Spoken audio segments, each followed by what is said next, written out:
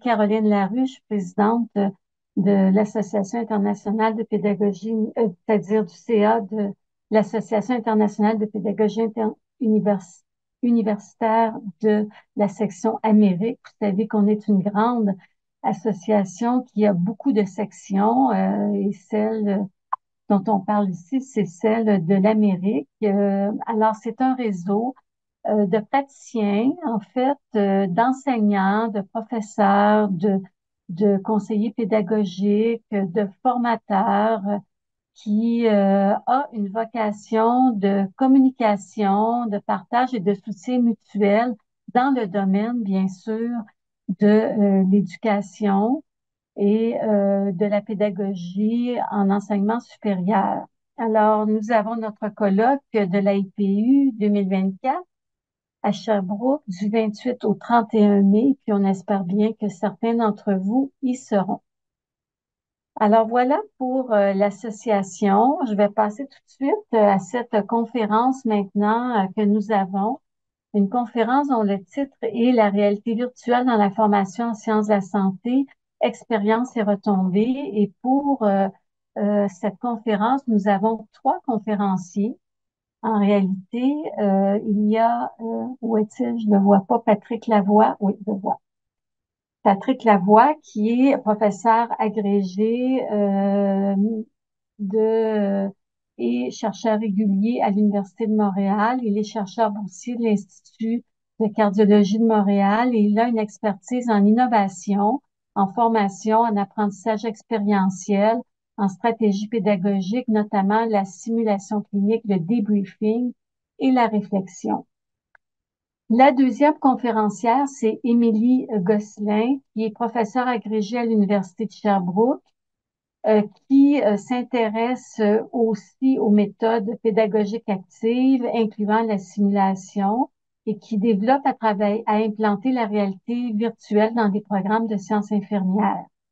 Enfin, Louise-André Brien, qui est professeure agrégée de formation pratique à la Faculté des sciences infirmières de l'Université de Montréal. Louise André, elle a le titre de Canadian Certified Simulation Nurse Educator et elle accompagne régulièrement des équipes d'enseignantes dans le développement et l'implantation de simulations cliniques et est activement engagée dans la recherche de pratiques innovantes en simulation. Alors, avec ces trois conférenciers, ben, je vais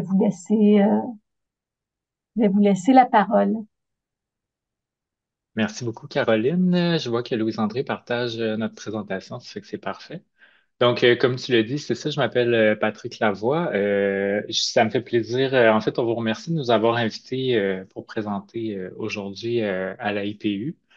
Cette invitation-là découle du fait que on a récemment publié un article qui présentait les résultats d'une recherche sur l'utilisation de la réalité virtuelle dans la formation en santé que Caroline, évidemment, a lu. Et Caroline nous a ensuite contactés pour qu'on vienne partager ces résultats-là. Puis on s'est dit que c'était une belle opportunité de faire un tour d'horizon de tout ce qui s'était fait dans les dernières années en réalité virtuelle dans la formation en santé, beaucoup du côté des sciences infirmières, mais aussi dans d'autres domaines. Donc, ce qu'on va vous présenter aujourd'hui, ça découle de plusieurs travaux différents. Donc, on a mis différentes sources de financement et de remerciements aussi sur cette diapo-là. Et on veut souligner qu'on n'a aucun autre financement ou conflit d'intérêt à déclarer, puis que les images qu'on présente aujourd'hui sont libres de droit d'auteur. Donc, le plan aujourd'hui, on va commencer par faire une courte introduction à la simulation en réalité virtuelle pour se donner des bases communes. Ensuite, Émilie va nous parler de l'implantation de simulation en réalité virtuelle dans les programmes de formation en sciences infirmières et d'un guide d'implantation qui a été créé du côté de l'Université de Sherbrooke. Ensuite, Louis-André va vous entretenir d'expériences locales d'utilisation pour vous montrer un peu ce qui se fait à l'Université de Montréal du côté de la réalité virtuelle. Et finalement, on va arriver aux résultats de recherche qui ont initié cette idée de présentation-là. Donc, je vais pouvoir vous parler un peu de la comparaison des simulations hybrides et des simulations en réalité virtuelle. Donc, sur ce, je vais passer la parole à Émilie, puis je vous reviens vers la fin de la présentation. Oui, je m'excuse, Patrick. J'ai Oui? juste été une mauvaise animatrice parce que j'ai Ben oublié de non. donner les consignes. Alors, on vous demande de poser vos questions seulement à la fin des présentations qui devraient nous laisser un 15 minutes et sinon de déposer peut-être vos questions dans le chat. Euh, voilà. Excuse-moi, Patrick. Merci Caroline pour le rappel des consignes. Donc, je vais prendre la parole à partir de maintenant. Merci Patrick pour l'introduction. Donc, juste en guise de mise en bouche, en fait, là, pour ceux qui sont peut-être moins familiers avec l'approche pédagogique, on va prendre une petite minute pour définir qu'est-ce que c'est la simulation. Donc, en contexte de sciences de la santé, la simulation, c'est une tentative de reproduire certains ou presque tous les aspects essentiels d'une situation clinique afin que la situation puisse être mieux comprise et gérée lorsqu'elle se produit réellement dans la pratique clinique. Donc, on peut changer. Donc, les modalités de simulation immersive, il y en a plusieurs. Donc, on peut penser à des patients standardisés, un patient simulé avec vraiment un mannequin, un simulateur. Il y a la réalité virtuelle, les jeux sérieux. On peut aussi faire un mix ou certains hybrides avec les différents types de simulation et on peut aussi faire de la simulation immersive décentralisée. Et vous aurez compris qu'aujourd'hui, on va s'attarder principalement là, à la réalité virtuelle. D'où ça vient la réalité virtuelle? En fait, dans les années 90, on a commencé en sciences de la santé à faire de la simulation immersive avec des mannequins.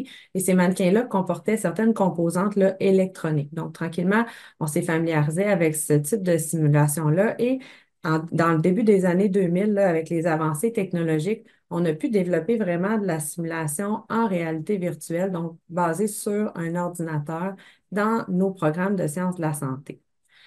Presque 25 ans plus tard, en fait, là, maintenant, aujourd'hui, la réalité virtuelle, ça permet aux participants vraiment d'être actifs dans un monde qui est généré par un ordinateur. Notamment, ça nous permet de reproduire des environnements qui sont difficilement accessibles pour nos étudiants. Et puis, il y a différents degrés d'immersion là, qui peuvent être proposés avec ce type d'activité-là. Donc, il existe différentes typologies ou façons de classer la réalité virtuelle, là. C'est très émergent actuellement. Je vous présente celle de Shiniara aujourd'hui, mais sachez qu'il y en a d'autres qui existent. Donc, en premier lieu, la réalité virtuelle non immersive. Donc, c'est vraiment un monde virtuel qui est projeté sur un ordinateur. On va pouvoir cliquer.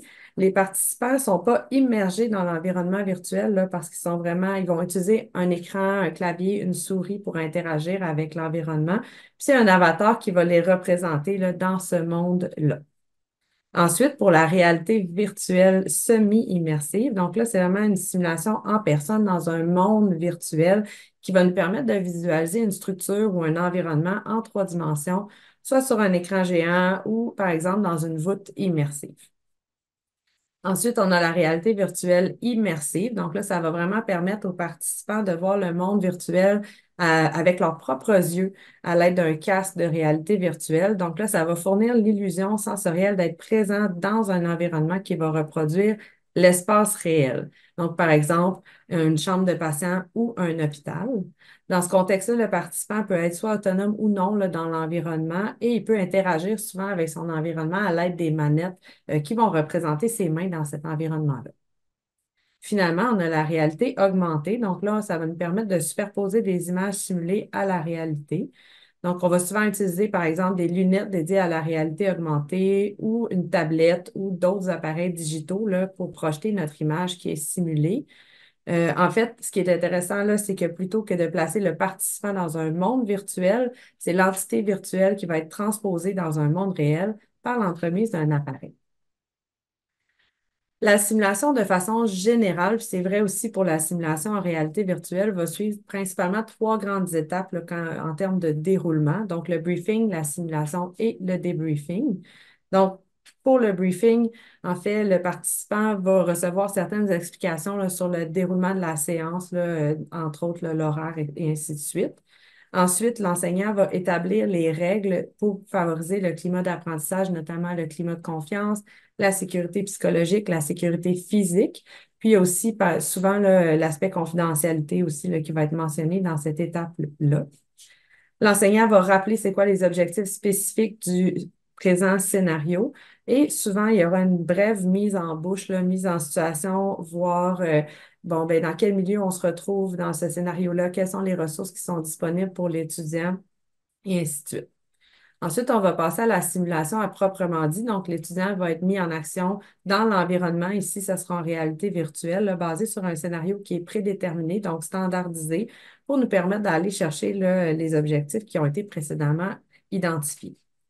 Finalement, il y aura un débriefing qui sera fait, là, qui va être animé principalement par la personne enseignante, où les étudiants vont revenir ensemble sur le scénario qui a été vécu et ce débriefing-là va être axé sur les objectifs d'apprentissage. Une chose qui est spécifique peut-être un peu plus là, à la réalité virtuelle, en fait, c'est que souvent, il faut considérer un moment de familiarisation avec l'environnement et le matériel pour réaliser le scénario, pour assurer là, une optimisation du développement de compétences des étudiants.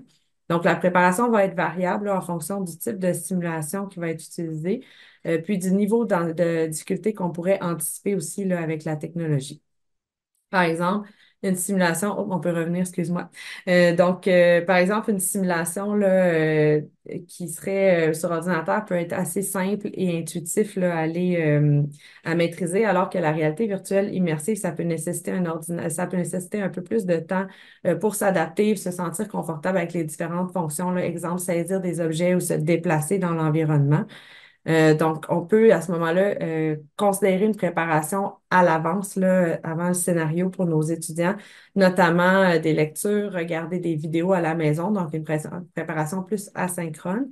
On peut aussi fournir un moment d'essai de la réalité virtuelle, par exemple, dans le cadre d'un tutoriel où l'étudiant peut explorer l'environnement, là, mais sans pression. On va pouvoir changer. On a fait une revue de la littérature là, pour essayer d'identifier quel pourrait être le potentiel d'utilisation de la réalité virtuelle, là. Donc, on a recensé les différents avantages et inconvénients. Et un peu plus tard, je vais vous présenter aussi les différents résultats outcomes, là, donc compétences, apprentissage possibles.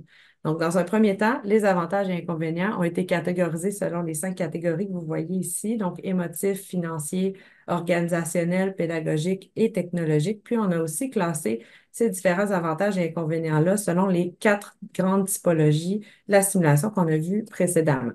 On va pouvoir cliquer. Là, je vous présente différents tableaux. Il y a beaucoup d'informations. Je ne veux pas lire tout ça pour des raisons de temps aujourd'hui. Donc, je vais essayer de vous synthétiser l'information, mais vous l'aurez là, si jamais vous voulez aller plus loin, là, plus en détail à ce niveau-là.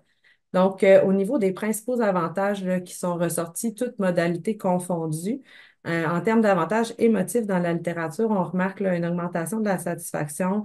C'est des modalités qui sont jugées sécuritaires. Puis, comme c'est un environnement qui est sécuritaire, ça permet de diminuer le stress vécu là, par les participants.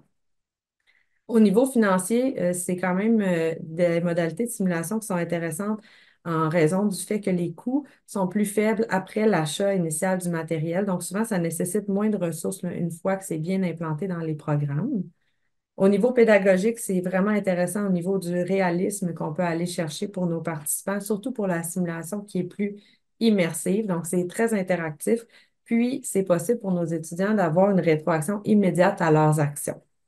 Finalement, au niveau organisationnel, un des grands avantages de la réalité virtuelle, c'est que c'est souvent facilement transportable, voire utilisable à distance. Donc, ça peut être très intéressant, par exemple, pour les gens qui ont des campus délocalisés ou qui travaillent là, en région un peu plus éloignée.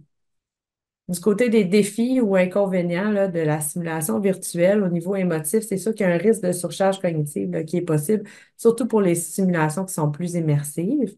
Au niveau financier, il faut quand même considérer un coût associé à l'achat initial là, qui peut être important dans certains cas.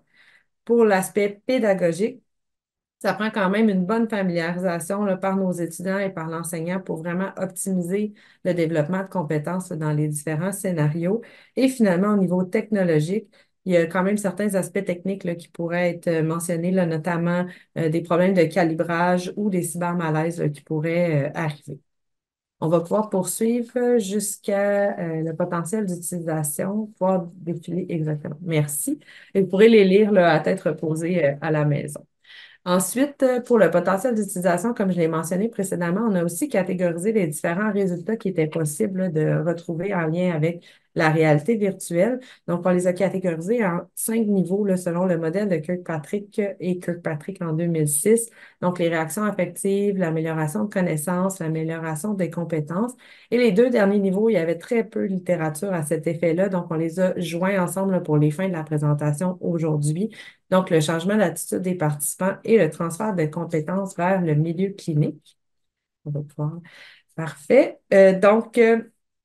Même chose que pour les avantages et inconvénients, je ne vous présente pas tout en détail, je vous résume là, les grandes lignes du potentiel d'utilisation en termes de résultats. Donc, au niveau des réactions affectives, les étudiants, ce qu'on retrouve dans la littérature, c'est qu'ils mentionnent une augmentation de leur confiance en soi, de leur efficacité, l'engagement et de leur satisfaction. Au niveau de l'amélioration des compétences, on peut remarquer là, une intégration ou une meilleure compréhension des apprentissages théoriques qui ont été faits, puis des effets positifs aussi en termes de rétention et de mémorisation des différentes connaissances là, qui sont vues en classe. Ensuite, en termes d'amélioration des compétences, là, il y avait quand même beaucoup de littérature. Il y a beaucoup de compétences qui peuvent être élaborées là, en lien avec la réalité virtuelle, notamment la compétence en évaluation, le raisonnement clinique, le jugement, tout ce qui est aussi les aspects plus techniques, procédurales, là, donc vraiment suivre des gestes à poser là, selon un ordre préétabli. Il y a aussi les compétences de communication puis la gestion du stress lors de situations de crise là, qui ont pu être améliorées grâce à la réalité virtuelle. Et pour terminer sur le potentiel d'utilisation, en fait, en termes d'attitude et de transfert de compétences dans le milieu clinique, on remarque là, une amélioration de la rapidité d'action en clinique, notamment là, une amélioration des soins donnés en termes de qualité, par exemple, un meilleur suivi de la douleur et une amélioration des soins en termes de sécurité, où il y a un moins grand risque d'erreur, là, tant pour le participant que pour les patients.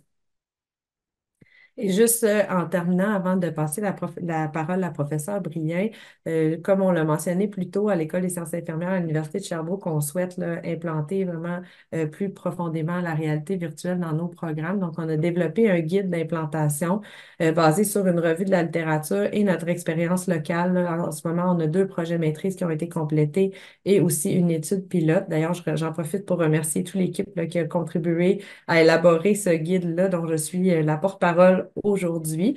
Donc, ce guide-là comprend 5 grandes sections qu'on a abordées aujourd'hui.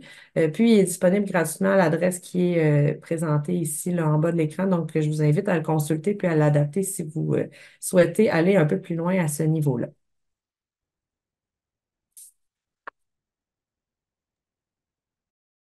Alors, je vais prendre la relève d'Émilie pour la suite et je vais essayer de vous illustrer tout ça avec des expériences locales. Alors, on va se transporter au centre Access de la Faculté des sciences infirmières de l'Université de Montréal et je vais vous présenter quelques-unes de nos activités pédagogiques virtuelles. Je reprends ici la typologie qui a été utilisée par Émilie. J'aurai des exemples d'activités non immersives, immersives et semi-immersives, mais faute de temps, je n'aurai pas d'exemple à vous présenter pour la réalité augmentée par contre. Tout d'abord, un petit rappel que la réalité virtuelle, c'est un environnement où on peut y faire toutes sortes d'activités pédagogiques, entre autres de la simulation virtuelle. Mais pour que ça s'appelle une simulation, il faut que l'interactivité proposée à l'apprenant l'amène à avoir un contrôle sur la progression du scénario. Autrement dit, il faut qu'il fasse avancer le scénario par ses actions ou par ses décisions. Il faut aussi qu'il y ait un retour sur l'expérience simulée qui soit présent. Émilie en a parlé tout à l'heure, on appelle ça un débriefing. Euh, alors, il faut que ces 2 conditions-là soient réunies pour qu'on puisse appeler ça une simulation. Je vais vous donner des exemples qui illustrent des activités pédagogiques virtuelles qui sont des simulations et d'autres qui ne sont pas des simulations, mais qui sont aussi des activités pédagogiques virtuelles.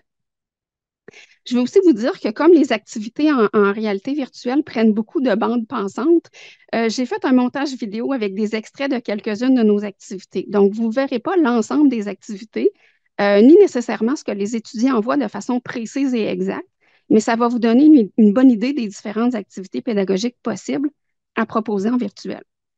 Je vais vous les présenter en ordre croissant d'interactivité, d'immersion et de complexité de conception et de production.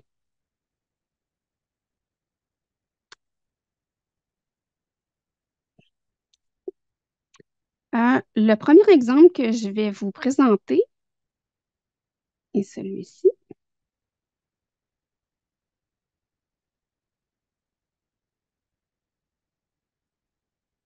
Alors, le premier exemple que je vous présente, en fait, c'est le plus simple à produire, celui qui implique le moins d'interactivité pour l'apprenant. Il s'agit d'une vidéo qui a été tournée à 360 degrés qui sert à préparer les facilitateurs, donc nos tuteurs ou nos enseignants, à leur rôle auprès des étudiants lors d'apprentissages procéduraux.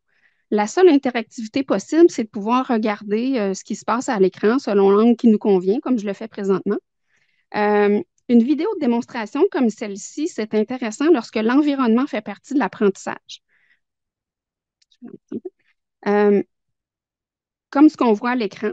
En fait, ici, on veut montrer l'organisation de la salle pour les gens qui vont y travailler et illustrer concrètement des situations de tutorat auprès des étudiants pour les futurs tuteurs qui accompagneront nos étudiants. La deuxième activité que je vous propose est une activité qu'on dit de type exploratoire. Là, vous allez me donner 2 secondes, il faut que... Parfait, c'est bon. Nos nouveaux étudiants à la faculté peuvent visiter virtuellement le centre de simulation pour se familiariser avec les lieux avant de s'y présenter physiquement. Ici, contrairement à la vidéo précédente, on permet à l'apprenant de se déplacer dans l'environnement virtuel d'une salle à l'autre dans l'ordre qu'il désire. Encore ici, c'est une activité de type une activité virtuelle qui est intéressante lorsque l'environnement est l'apprentissage visé. Donc, c'est exploratoire ici, ça permet de se familiariser avec un lieu. On l'utilise ici pour une visite virtuelle d'un centre de simulation, mais ça peut se faire pour toutes sortes d'unités de soins pour préparer les étudiants, par exemple, à leur stage.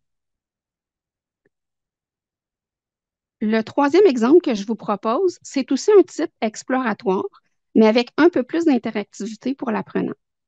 L'apprenant se déplace encore librement d'une salle à l'autre, mais il va avoir une interaction avec des personnages qu'on appelle des avatars qui va être présente.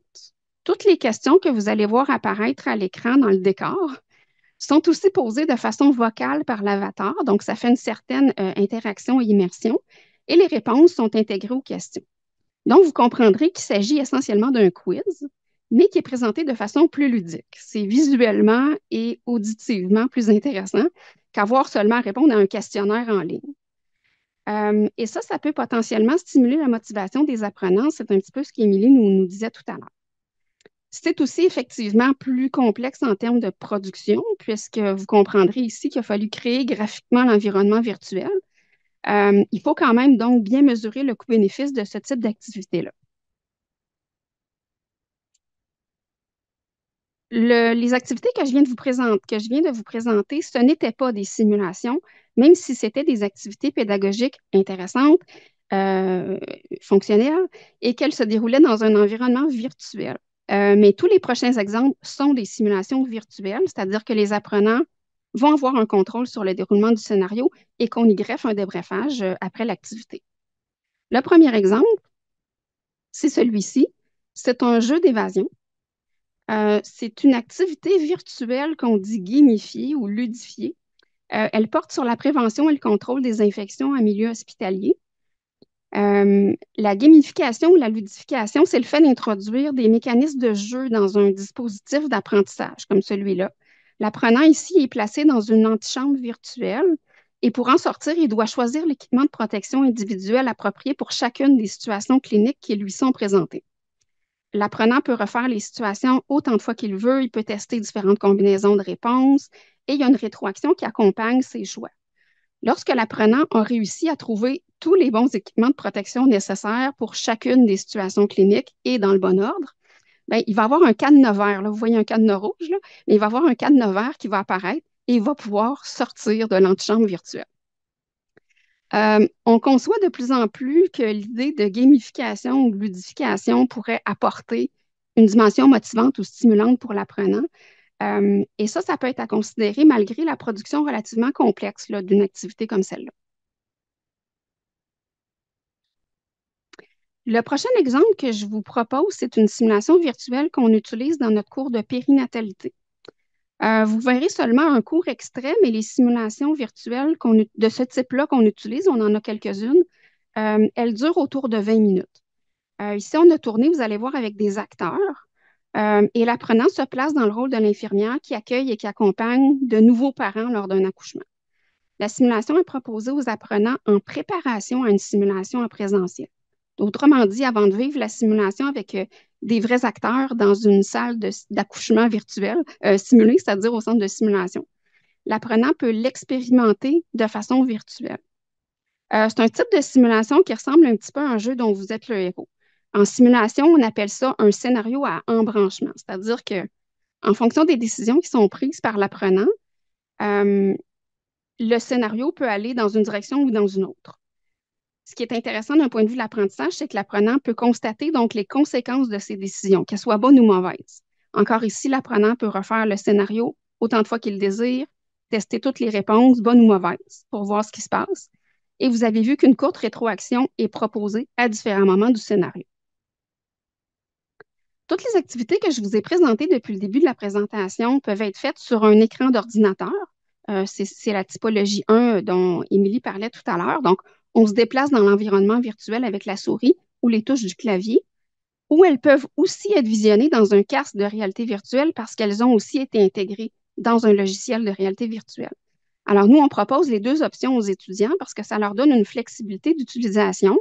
Ça augmente l'accessibilité aussi à l'activité. C'est pas tout le monde qui a un vidéocasque à la maison ou qui peut se présenter dans les heures d'ouverture à la bibliothèque pour en réserver un. Je reviendrai aux simulations visiocast dans quelques minutes, mais avant, je vous amène ailleurs. Je vous amène dans ce qu'on appelle un CAVE. CAVE Automated Virtual Environment, ou en français, un environnement immersif interactif. C'est ce qu'Émilie a parlé tout à l'heure en typologie de la réalité virtuelle semi-immersive. Alors, il s'agit d'une salle qui est équipée de plusieurs projecteurs. Vous pouvez les voir au plafond de l'image qui est à gauche. On projette sur les murs de la salle une vidéo à 360 degrés d'un environnement qu'on a préalablement filmé. Je vous montre présentement des photos, mais le fait de projeter une vidéo sur les murs, ça donne l'impression d'être dans l'environnement projeté parce que ce n'est pas une image statique. Il y a du mouvement, on entend les sons. C'est une vidéo.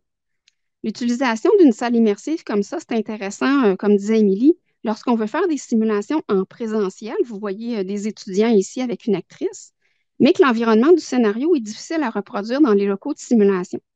Dans l'exemple qui est illustré ici, les apprenants doivent intervenir dans un contexte de soins de longue durée auprès d'une dame qui est atteinte de démence. Elle est jouée par l'actrice qui est en chaise roulante ici.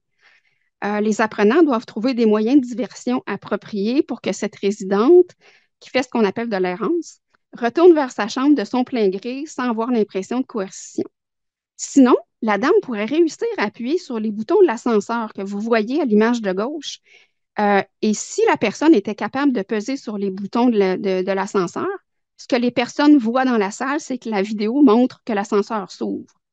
C'est pour ça qu'on dit que la salle est immersive et interactive. D'autre part, si la résidente retourne vers sa chambre, l'étudiante va appuyer sur la porte qui est projetée en vidéo sur le mur opposé et toute la salle devient la chambre de la dame. C'est ce que vous voyez dans l'image de droite, dans la photo de droite. Donc, c'est de l'interaction et de l'immersion en même temps. En plus de cette situation de soins de longue durée, on utilise la salle, entre autres, pour reproduire une chambre post-opératoire. Alors, ce que vous voyez sur le mur derrière n'existe pas. C'est une vidéo qui est là, que l'étudiant peut cliquer sur les objets et les faire animer. Et il y a plusieurs personnes dans la salle, donc du bruit. Ça représente en fait une chambre post-opératoire où il y a plusieurs patients. On reproduit aussi la salle commune d'une unité psychiatrique avec les corridors où circulent différentes personnes, donc on entend les sons et ça vient interagir avec l'interaction que l'étudiant a avec l'acteur qui est dans la salle en présence. Donc, le dernier exemple que je vous présente est en lien avec les résultats de recherche dont Patrick va vous parler dans quelques minutes. Contrairement à toutes les autres activités que je vous ai présentées, ce type de simulation exige absolument le port d'un casque de réalité virtuelle. Je vous explique comment on propose cette activité-là aux étudiants. On en propose plusieurs, mais celle-là, puisqu'elle est en lien avec le projet de recherche dont Patrick va vous parler, je vous explique un petit peu comment on fonctionne avec elle. Sur la photo que je vous montre, il faudrait aussi imaginer 5 autres étudiants qui observent sur l'écran au mur ce que l'étudiante voit dans son visiocasque. Et à tour de rôle, les étudiants vont mettre le visiocasque pour faire progresser le scénario qui dure environ 40 minutes. Le scénario ici, c'est l'histoire de Malika, qui a 6 mois, et de sa mère. Pardon, ici. Et de sa mère qui se présente en clinique pour un examen de l'enfant et une mise à jour vaccinale. Dans le cadre du projet de recherche, ce scénario-là a été proposé. On voit ici les mains, je ne sais pas si vous voyez, là, les mains de l'étudiante là, qui porte le visiocasque. Ce scénario-là a été proposé à des étudiants dans l'environnement de réalité virtuelle dont vous voyez les images à l'écran, mais il a aussi été proposé à d'autres étudiants pour une simulation en présentiel. Et c'était une actrice qui jouait le rôle de la mère et on avait un mannequin simulateur de bébé. Alors, je vais vous mettre les deux images en parallèle pour vous montrer les similitudes entre l'environnement virtuel et l'environnement réel pour le même scénario. Et ensuite, je vais passer la parole à Patrick pour la suite. Alors, voici la simulation virtuelle des deux images.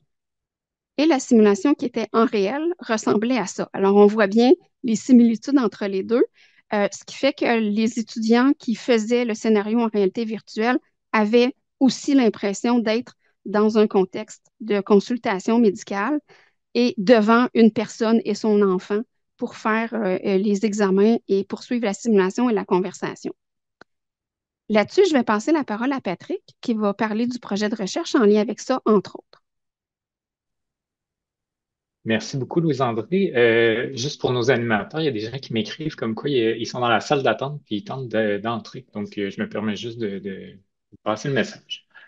Ceci étant, moi, aujourd'hui, je vais vous parler de résultats de recherche, comme j'expliquais au début. Puis, Louise-André, merci beaucoup pour l'introduction. Ça permet de bien mettre en perspective les deux interventions qu'on a comparées. Euh, En fait, tu peux avancer d'une diapo. Cette présentation-là découle, comme je disais, plutôt d'un article qu'on vient de publier. Là, il est sorti dans l'édition de mars de la revue. Je vais vous mettre le lien en même temps dans le chat, comme ça vous pourriez y avoir accès. Puis j'ai des copies PDF si jamais vous voulez l'avoir. Je pourrais le partager par la suite. Donc, l'idée de ce projet-là, on vous a parlé, on vous a entretenu en long et en large de la réalité virtuelle. C'est quelque chose qu'on implante à la faculté, comme Louis-André vous a présenté à l'Université de Montréal depuis quelques temps, déjà quelques années. Et étant donné qu'on était beaucoup dans l'innovation, puis que la majorité des activités qu'on propose en réalité virtuelle viennent d'activités qui parfois étaient proposées dans un mode réel, avec un acteur, avec un mannequin ou autre, dans un format de simulation un petit peu plus classique, si on veut, on trouvait intéressant de comparer, en fait, pour voir est-ce que au-delà des possibilités en termes d'accessibilité puis d'innovation technologique, est-ce qu'il y avait des avantages pour l'apprentissage, puis sur l'expérience finalement d'apprentissage des étudiants qui participent à ces simulations-là. Donc, quand on regardait les écrits, on voyait que la réalité virtuelle a la capacité d'isoler les étudiants des distractions auditives et visuelles. Donc, ce qu'on propose, c'est que ça peut augmenter leur concentration et leur attention. Et on pensait que ça, étant donné qu'on pourrait favoriser un engagement plus grand, pourrait éventuellement amener à des résultats d'apprentissage plus significatifs, puis à créer une expérience éducative plus riche. Donc, c'est ce qu'on voulait aller vérifier en comparant la simulation avec acteur et mannequin, puis une simulation avec des vidéocasques, comme vous en vient de vous montrer. Cela dit, malgré que la réalité virtuelle puisse améliorer l'engagement et l'apprentissage, il y a quand même plusieurs aspects qui peuvent aussi aller dans l'autre sens, donc possiblement compromettre son efficacité. Donc, pour les étudiants, étant donné qu'il y a beaucoup de stimuli dans l'environnement virtuel, il y a possiblement des difficultés à différencier les éléments essentiels et non essentiels dans l'environnement, donc la possibilité d'une surcharge cognitive. Ensuite, ça prend du temps pour calibrer le système, l'installer, que les étudiants soient prêts à l'utiliser. Il y a une certaine limite dans la capacité de reproduire la complexité du monde réel. Vous avez vu les images, là, c'est pas tout à fait exactement une réplication fidèle de l'environnement réel. La possibilité de cinétose, on l'a mis, c'est quelque chose qui est moins présent avec les nouvelles générations des appareils de réalité virtuelle, mais quand même, la cinétose, c'est une possibilité de malaise, de vertige ou de nausée, en fait, liée à l'utilisation de la réalité virtuelle. Et finalement, le fait que, étant donné que l'étudiant porte un casque, comme je disais plus tôt, il est isolé des stimuli visuels et auditifs de l'environnement externe, donc ça peut qu'il y ait une déconnexion, puis aussi qu'il y ait un inconfort du fait de porter le casque de réalité virtuelle. Donc, au moment où on a planifié cette étude-là, il y avait trois revues systématiques qui montraient le potentiel de la réalité virtuelle en formation infirmière, surtout pour l'acquisition de connaissances. Par contre, il n'y avait aucune étude qui avait comparé la réalité virtuelle à d'autres modalités de simulation sur l'engagement, qui est un facteur essentiel dans le processus d'apprentissage. Par ailleurs, il n'y a aucune étude qui s'était concentrée sur le raisonnement clinique ni la charge cognitive des apprenants pendant l'expérience de réalité virtuelle. Donc, c'est un peu comme ça qu'on s'est orienté. Notre objectif principal, c'était de comparer les effets d'une simulation en réalité virtuelle à une simulation hybride, c'est-à-dire avec acteurs et mannequins sur l'engagement des étudiants en soins infirmiers dans un cours de baccalauréat au premier cycle. Étant donné tout le potentiel de la réalité virtuelle, notre hypothèse était que le niveau d'engagement serait plus élevé en réalité virtuelle que dans la simulation hybride. Et comme objectif secondaire, on voulait explorer l'effet des deux modalités de simulation sur la satisfaction, la confiance en ses apprentissages, la charge cognitive, l'effort mental et le raisonnement clinique des étudiants. Donc, c'est une étude quasi expérimentale avec groupe contrôle historique et un sondage post-test. En fait, c'est qu'on a suivi différentes cohortes là, à travers le temps qui ont vécu le même scénario, mais avec chacune des modalités de simulation à travers les sessions. Donc, il n'y avait pas de randomisation ou d'attribution à une intervention ou une autre. On suivait vraiment l'historique des sessions. Pendant la pandémie, spécifiquement, les activités de réalité virtuelle sont revenues dans un mode avec acteurs et mannequins. Donc, c'est pour ça qu'on a saisi l'opportunité de faire la comparaison. Notre population, notre échantillon, en fait, c'était des étudiants qui étaient inscrits dans un cours de 5e session en baccalauréat en sciences infirmières. C'est un cours de soins de première ligne. Et c'est important de dire que toutes les activités de simulation étaient obligatoires, donc tous les étudiants y ont participé, mais seulement ceux qui le désiraient remplissaient le sondage après pour remplir nos instruments de mesure. Donc, Louise-André, je vais passer rapidement parce que Louise-André vous a bien expliqué les deux interventions. Ça a duré environ 90 minutes. D'un côté, on avait une actrice professionnelle et un mannequin simulateur de bébé. De l'autre, on avait un casque avec des manettes. Et le scénario était très, très similaire. Les segments étaient un peu découpés d'une manière différente d'un côté ou de l'autre. Mais on suivait la même histoire, si vous voulez, là, au travers de la simulation, puis c'était les mêmes attentes par rapport aux étudiants. Une autre différence, c'était que le débriefing à la fin dans la simulation hybride, c'était un grand débriefing de 45 minutes à la fin complètement du scénario. Tandis qu'en réalité virtuelle, on avait 3 étapes, donc 3 fois 10 minutes, puis on faisait un débriefing un petit peu plus court de 15 minutes entre chacune des étapes. Ça fait que la durée totale de débriefing était la même, mais il y avait une distinction dans le fait que le débriefing en RV était divisé en 3 segments. Pour ce qui est de nos données, je vais vous les présenter, mais on est allé avec des instruments qui étaient connus, validés, pour lesquels on avait des bonnes propriétés psychométriques. Donc, un questionnaire sociodémographique qui contenait aussi des questions sur l'appréhension par rapport à la réalité virtuelle pour le groupe de RV. Est-ce que pendant l'expérience, ils ont vécu de la nausée, des choses comme ça. Ensuite, l'engagement avec un questionnaire d'engagement dans sa version courte, un questionnaire de satisfaction et de confiance dans ses apprentissages en contexte de simulation, un questionnaire de charge cognitive qui distingue la charge cognitive intrinsèque, extrinsèque et germane. Vous m'excuserez, essentiel, le mot allait m'échapper, mais je l'ai attrapé au dernier moment. Et on voulait aussi voir, parce que cet instrument-là, le Cognitive Load Index, divise les 3 types de charges, mais il y a des écrits qui montrent que les étudiants ont parfois de la difficulté à distinguer les 3 sources de charges cognitives. Donc, on a choisi aussi une échelle à mesure unique, l'échelle de Pass pour mesurer l'effort mental afin de comparer s'il y avait une différence entre ces deux mesures-là pour une variable qui était similaire. Et le dernier point qu'on a mesuré, c'était le raisonnement clinique, qui est un concept très, très difficile à mesurer, là. Ce qu'on a choisi de faire dans ce contexte précis, c'était de demander aux étudiants c'était quoi les 3 besoins ou enjeux prioritaires pendant la consultation à partir de leur évaluation de ce qui s'était passé. Et l'idée était de voir est-ce qu'ils arrivent à identifier les mêmes besoins ou problèmes prioritaires qui étaient aussi nommés par des experts qui participaient à la même simulation, là. Donc, on leur donnait 1 point par besoin ou problème prioritaire qui était identifié pour un maximum de 3 points d'évaluation. Donc, des analyses, je vous passe ça rapidement, là, mais en gros, on a fait des tests statistiques pour comparer en fonction de la distribution des variables, la normalité. On a utilisé un seuil de signification à 0,05 pour notre hypothèse principale. Tout ça a été fait avec SPSS. Donc, un petit portrait de notre échantillon. On travaillait avec des personnes en sciences infirmières, donc majoritairement qui s'identifiaient au genre féminin. environ 23 ans, il y avait à peu près 15 à 20 des participants dans chacun des groupes qui avaient déjà un diplôme d'études collégiales en soins infirmiers, donc qui étaient dans un parcours d'ECBAC. Ces personnes-là avaient en moyenne 2 ans, là, plus ou moins, d'expérience comme infirmier ou infirmière. Pour ce qui est des autres caractéristiques, on était assez similaires entre les deux groupes. Quand on demandait aux étudiants du groupe de réalité virtuelle, quand vous regardez les derniers 4 scores, les scores les plus hauts montrent que quelque chose était présent, les plus faibles montrent que quelque chose n'était pas présent. Donc, on voit que peu de nausées, donc peu de cinétose pendant l'expérience de réalité virtuelle. Puis la dernière ligne nous montre qu'il n'y avait pas nécessairement de crainte ou d'anticipation négative par rapport à leur utilisation de la RV. Pour ce qui est du confort, somme toute assez confortable. Puis, ils étaient quand même assez enthousiastes de participer à un exercice de RV dans le cadre de leur formation. Donc, maintenant, vous avez les scores ici pour nos principales variables.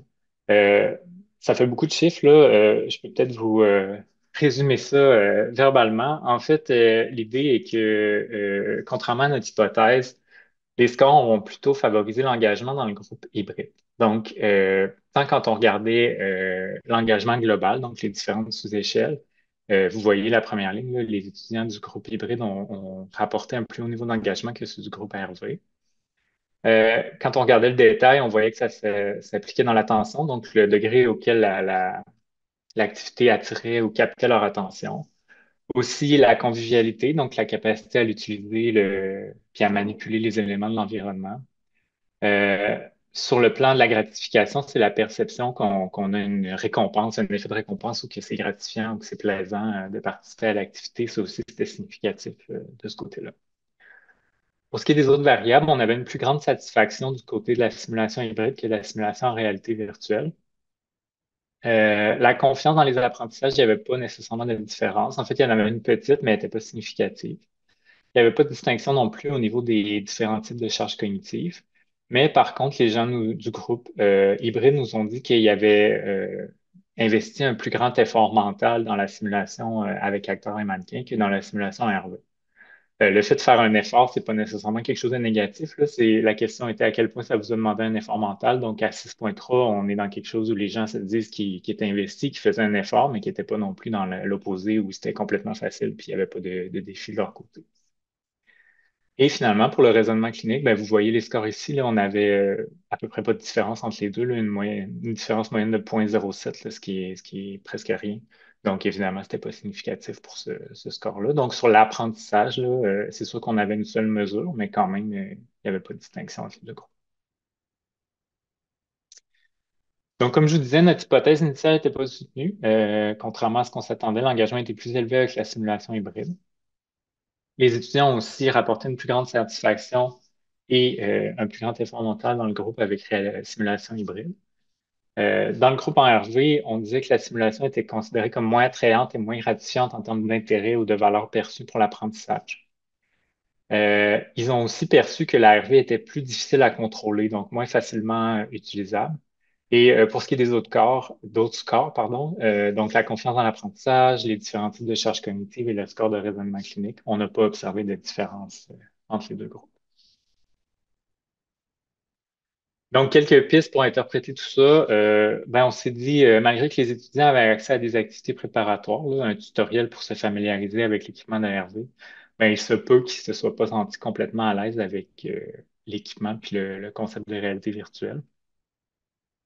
Et en fait, moi, mon take-home message de tout ça, là, c'est peut-être que les études antérieures ont montré qu'il y a beaucoup d'études en fait qui montrent que les étudiants apportent une grande valeur aux interactions authentiques avec les patients. Donc, le fait de pouvoir interagir avec quelqu'un en face à face qui a une réaction naturelle et authentique en temps réel à ce qu'on dit, puis la manière dont on intervient auprès de ce patient-là, ça crée une expérience qui est plus favorable. Donc, c'est quelque chose qu'on a amené finalement comme hypothèse pour expliquer nos résultats en se disant, ben, c'est peut-être le fait que les interactions étaient plus authentiques quand les étudiants s'adressaient à une actrice plutôt qu'à un avatar dans le contexte de la réalité virtuelle. Puis un autre point important, c'est que les groupes ont obtenu des scores similaires de raisonnement clinique. Ça, c'est important parce que malgré qu'on travaille beaucoup de variables sur l'expérience d'apprentissage, ben, il y a quand même quelque chose au niveau résultats réels d'apprentissage, qu'est-ce que ça donne. Puis ce qu'on observe, c'est que c'est équivalent. Donc, ce que ça nous amène à dire, c'est que les deux expériences étaient similaires en termes d'apprentissage, mais l'expérience était différente selon le groupe dans lequel les participants étaient.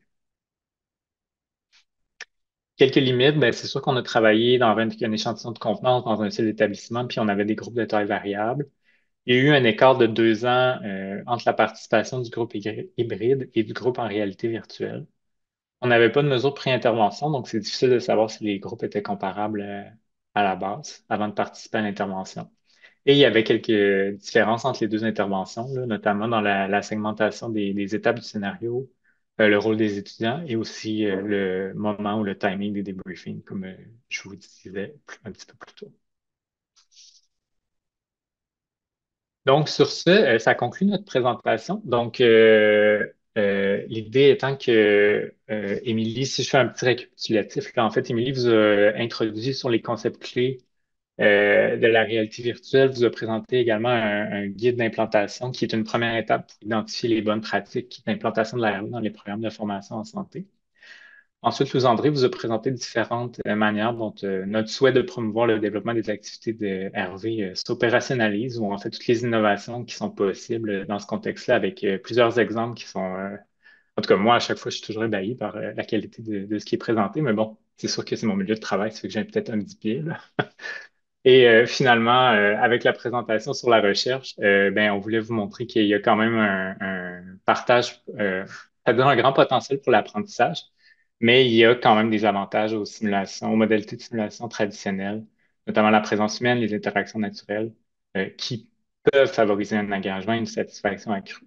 Je mets quand même un petit bémol là-dessus, au sens où les technologies évoluent tellement rapidement que déjà la simulation qu'on présentait avec le casque est peut-être un peu, je dirais pas obsolète, là, c'est encore d'actualité, mais malgré tout, il y a des choses beaucoup plus sophistiquées qui existent présentement. Donc, c'est certain qu'avec le temps, possiblement que ces choses-là vont pouvoir se résoudre puis qu'on va pouvoir profiter pleinement de cette opportunité, des opportunités de la RV, en fait. Donc, vous avez nos contacts, aussi des codes QR si vous voulez aller voir un peu ce qu'on fait, là. Moi, je vous invite sur mon site, encore un bien, mais bon, je fais ma promo, je me gêne pas. Fait qu'il y a toute la description de nos projets, puis un peu les différentes choses sur lesquelles on travaille. Donc, ça nous fait toujours plaisir d'échanger avec des collègues ailleurs, au Québec ou en Amérique, puisqu'on est à la PU Amérique. Voilà. Merci, Patrick et Louise-André et puis aussi Émilie. On va passer, je pense qu'il nous reste un petit peu de temps. S'il y a des questions, soit dans le chat ou je vais laisser Chloé regarder pour le chat, mais s'il y a des questions, allez-y. Non, dans le chat, on est plus sur des remerciements pour Oui, avoir c'est pu ça. avoir accès à tous ces exemples et à cette étude. Je vais peut-être laisser les personnes lever la main ou ouvrir leur micro si besoin.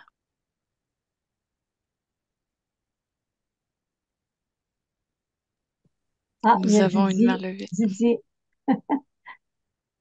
et Catherine ensuite. Didier, on t'entend pas, Didier.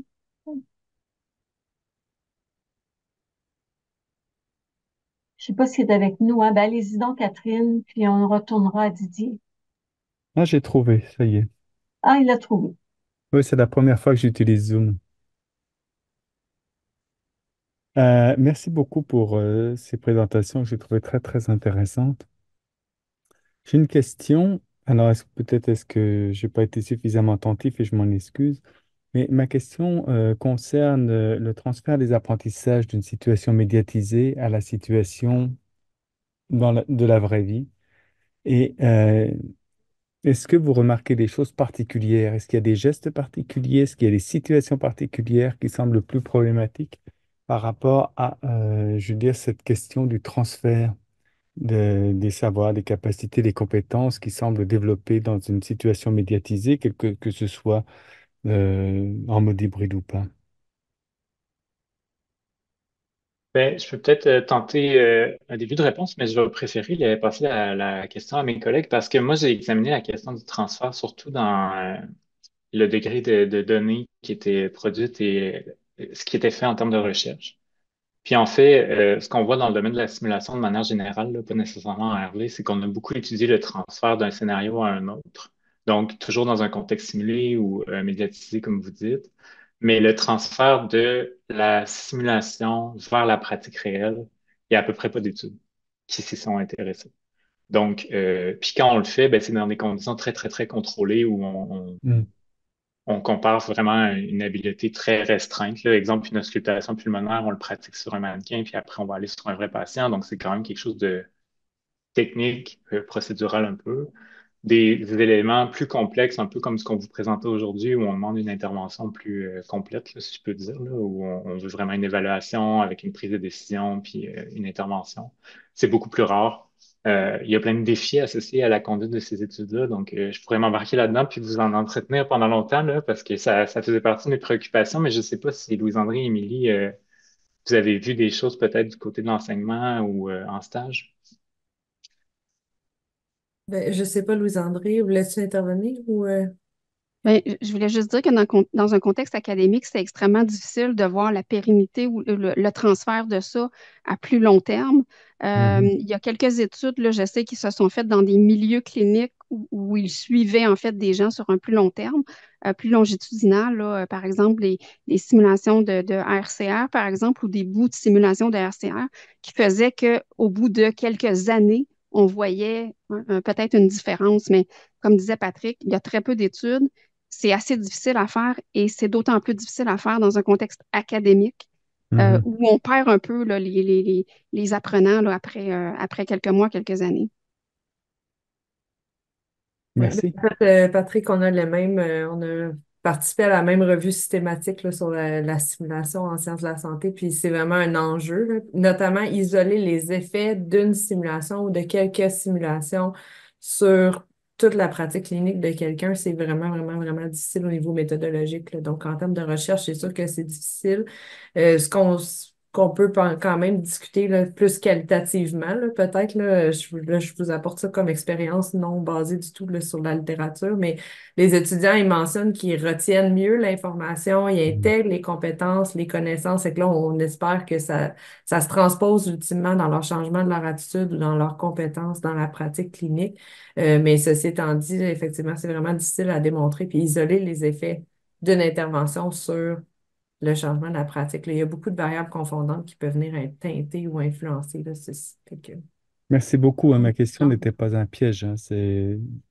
Et parce que je pense que c'est important de retenir que justement l'approche globale que peut permettre, comment dire, cette mise en situation qui fait, comme vous dites, le corps est davantage, comment dire, embarqué, donc ça peut aussi faciliter, les acquisitions. Merci beaucoup. Catherine, peut-être, puis ensuite Iliane. Oui, une question plus terre à terre, je dirais. Vous avez mentionné que ça demandait des coûts. Je serais curieuse de savoir si on parle de 4 chiffres, 5 chiffres, 6 chiffres. Les espaces, quel genre d'espace vous dédiez à ça, puis le temps de développement. Merci. Mais je peux peut-être y aller, puis tu compléteras, Émilie. Au niveau des chiffres, je suis malheureusement pas capable de vous répondre. Là. Vous pourrez, vous pourrez me contacter, puis on pourra voir là, après, parce que c'est pas moi qui détiens les cordons de la bourse. Mais il y a quand même un coût, comme Émilie le disait, il y a un coût autant pour les simulations en présentiel avec des mannequins, par exemple, robotisés, tout ça. Il y a un coût à engager des acteurs, il y a un coût à répéter les simulations à plusieurs reprises lorsqu'on a des grosses cohortes. Mais il y a aussi un coût à acheter du matériel technologique, à engager des gens qui vont nous aider aussi à développer les simulations virtuelles. Là, on n'a pas toutes des capacités de comprendre les logiciels, tout ça. Là, il faut se faire la main à ça. Alors, c'est du temps aussi qui est investi pour faire ça. Mais une fois que la simulation, elle existe dans l'espace virtuel, le coût est amorti de façon importante, là. Fait que c'est vraiment, pensez-y bien de ce côté-là, de voir le coût-bénéfice. Euh, on voit les bénéfices des deux côtés, mais il y a des coûts de la simulation de toute façon, là, que ce soit en virtuel ou pas. Et le coût est important au départ pour les deux. Qu'on prenne d'une direction ou d'une autre de toute façon. Le coût s'amortit peut-être là, avec les simulations virtuelles, Mais je rappelle quand même que la technologie évolue de façon exponentielle, ce qui fait que, comme Patrick disait, la simulation en réalité virtuelle que nous autres, on utilisait il y a 4 ans, puis qu'on utilise, commence déjà à être un peu désuète. Les casques de réalité virtuelle aussi changent beaucoup. Alors, c'est aussi à réfléchir lorsqu'on pense à de la réalité virtuelle. De la réalité virtuelle un petit peu plus low-fi, là, je dirais, là, comme j'ai présenté là, la simulation en périnatalité, par exemple, ou en tout cas, des choses qui ne sont pas nécessairement des avatars ou des environnements qu'on doit créer de façon virtuelle, c'est peut-être un peu plus facile à gérer. Mais je vais laisser Émilie peut-être partager son expérience aussi. Oui, ben en fait, j'ai pas beaucoup de choses intelligentes à rajouter parce que je pense que tu fais quand même un bon portrait, Louise-André. Puis, tu sais, il faut savoir aussi, il faut se questionner sur l'envergure de vos cohortes, l'envergure, tu sais, combien d'étudiants vous allez avoir. Fait que ça va vous documenter un peu combien de matériel vous avez besoin, combien d'ordinateurs, combien de casques de réalité virtuelle. Là. Si vous avez des plus petites cohortes versus des plus grandes cohortes, il faut quand même penser la charge, la batterie, les casques de réalité virtuelle pour souvent un scénario dans une journée, ça nous prend 2 casques à réfléchir. Fait qu'il y a quand même beaucoup de réflexions à avoir là, en termes de matériel. Éventuellement, effectivement, comme Louise-André le mentionnait, il y a des bris aussi. Fait que il y a l'évolution de la technologie, mais il y a aussi les bris qu'il faut prévoir. Si on a prévu une activité avec quelque chose qui est brisé, bien, il faut s'assurer qu'on est capable de remplacer puis d'offrir quand même l'activité. Donc, il y a peut-être ça aussi là, à considérer. Fait que oui, les coûts sont importants à l'achat. Puis, il y a quand même des coûts un peu là, qui sont maintenus. Mais effectivement, il y a beaucoup d'investissements à mettre en termes de développement initiaux, puis éventuellement, on prend un air d'aller, là, puis on peut répéter les activités, puis ça revient, ça exige moins de ressources que d'autres types de simulations là, qu'on pourrait utiliser. Par exemple, la simulation haute fidélité, là, qu'on utilise beaucoup nous, dans nos programmes. Merci. Je vais laisser la parole à Eliane, et puis je pense que ça va être la dernière. Merci, merci pour la présentation, j'ai adoré. J'ai une question et c'est plutôt à partir de votre expérience parce qu'on peut tomber en amour très rapidement avec la technologie et des fois probablement avec les mauvaises raisons. Donc, j'aimerais savoir pourquoi, dans votre cas, vous êtes allé chercher ces technologies. Moi, dans mon centre, on est surtout sur le pourquoi on va le faire. Donc, je serais curieuse de savoir de votre côté, c'est quoi le pourquoi qui vous a amené à aller chercher la technologie. Peut peut-être commencer cette fois-là, en fait, parce que nous, c'est plus nouveau, en fait, là, on en entend parler, puis on est rendu vraiment à explorer justement dans quelle situation ce sera pertinent ou dans quelle situation ce ne sera pas pertinent d'utiliser la réalité virtuelle. De notre côté, un des problèmes qu'on rencontre beaucoup, c'est l'accès à l'environnement. Les stages, par exemple, là, c'est vraiment difficile actuellement, les milieux de stage, les milieux surchargés. On a beaucoup d'étudiants, fait que ça nous permet un peu là, de mettre nos étudiants en action, puis aller s'exposer à différentes situations dans un contexte où on est un peu limité à avoir accès à un environnement particulier. On souhaite élaborer, on n'est pas là encore, mais on souhaite aller vers aussi l'accès à la santé communautaire, première ligne, dans lesquels on se retrouve dans des environnements super variés qui sont difficiles à reproduire dans nos centres, là, dans nos centres de simulation. Donc, ça prend plus d'équipement, plus de matériel. Donc, la réalité virtuelle nous permet, par exemple, on a un professeur, nous, qui travaille, ça s'appelle Shergue, là, c'est une espèce de logiciel en ligne là, où l'étudiant peut se promener dans une MRC, dans une ville, puis, dans le fond, aller explorer les différents déterminants de la santé. Donc, c'est difficile de faire ce travail-là auprès de nos étudiants, mais de le faire dans un environnement de réalité virtuelle, ça nous permet d'aller voir tous ces aspects-là. Donc, c'est sûr que du côté de l'environnement puis de l'accès à des situations cliniques, là, c'est vraiment ça qui nous a motivés à aller vers la réalité virtuelle. Puis là, dans le fond, on est vraiment à élaborer, bon, mais pour quelle clientèle, pour quel type de compétences, on va utiliser ces scénarios-là là, de façon plus spécifique, là. Donc, quelle typologie on va aller chercher pour dans quelle situation. Donc, c'est là qu'on est pour le moment, mais c'est vraiment l'accès à un environnement puis à des situations cliniques là, qui nous a motivés à aller plus loin. Puis aussi, ben, la technologie, on ne peut pas s'en sortir. Là, éventuellement, là, les étudiants sont de plus en plus exposés, sont de plus en plus habitués à utiliser la technologie. Donc, c'est sûr que d'intégrer ça, ça peut aussi rajouter quand même, là, en termes de rayonnement de l'université, certains éléments là, qui peuvent convaincre nos étudiants de venir étudier chez nous pour être exposés à certaines modalités innovantes, là, donc les stratégies pédagogiques qu'on va utiliser. Donc, ça serait ça de notre côté, je pense, à l'Université de Sherbrooke. Si je peux rajouter très rapidement, en fait, je vais dire exactement la même chose qu'Émilie. C'est sûr qu'au départ, quand ça a commencé, il y a une dizaine d'années, on voulait comme tester des choses. Je pense qu'on est rendu tous plus loin dans cette perspective-là. Et c'est vraiment l'idée de dire, euh, euh, c'est un environnement auquel je veux exposer mes étudiants parce que c'est nécessaire qu'ils soient exposés, mais je ne réussis pas à le faire autrement que par un environnement virtuel. C'est trop compliqué à faire, c'est trop difficile à faire de façon réaliste dans nos environnements de simulation là, traditionnels, là, dans nos locaux. Euh, donc, c'est vraiment d'aller chercher ça, là. D'aller chercher l'exposition à un environnement euh, difficilement reproductible dans nos environnements traditionnels physiques.